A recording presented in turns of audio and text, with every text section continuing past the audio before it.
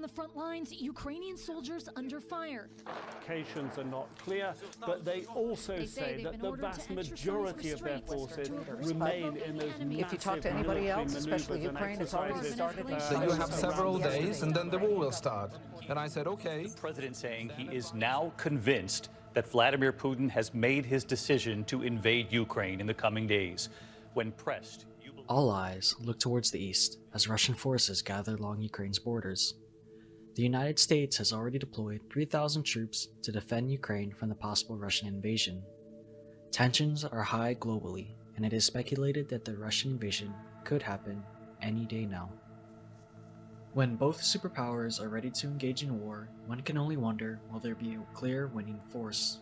The United States military and the Russian armed forces are known for being the strongest militaries in the world, and if pitted against each other, any outcome could happen.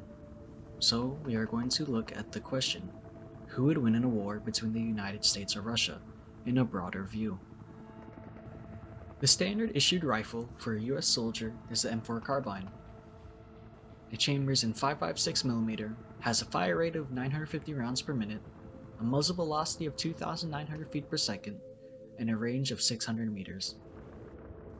The standard issued rifle for a Russian soldier is the AK-74M.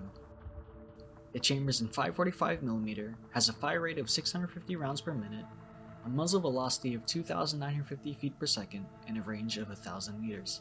Looking at the comparisons, for both of them, they share strengths and weaknesses that makes them equal all around, making this round a tie. Each soldier carrying those weapons makes up a whole army for their country. So, how many soldiers does each country have?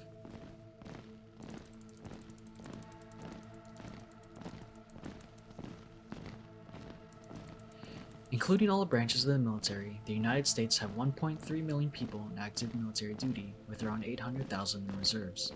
For the Russian military, including their branches, they have 1 million people in active military duty, with around 2 million in reserves.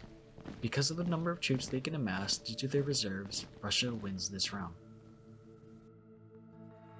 Vehicles also play a major role in war. In both militaries, ground vehicles make up the majority, followed by aircraft and ships or submarines.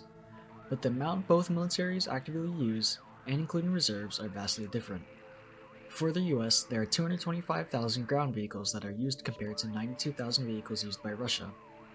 The number of aircraft the US has is 13,000, while Russia has 4,500 aircraft. But for ships and submarines, Russia has the advantage, having 350 in their navy compared to the US Navy having 297. In this round, the US has the upper hand in the amount of vehicles at their disposal.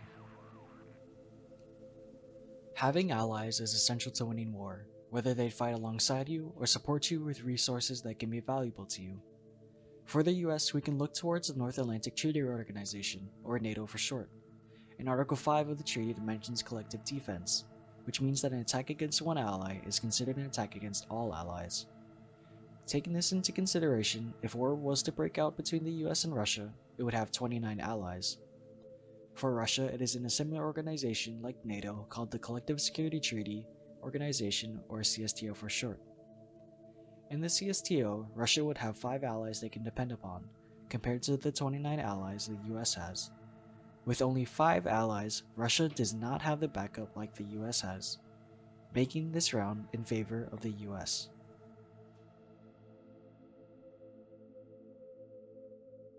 On paper, the US wins.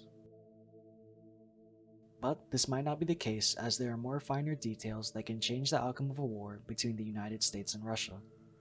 We simply do not know who will win. We can only guess and assume based on facts.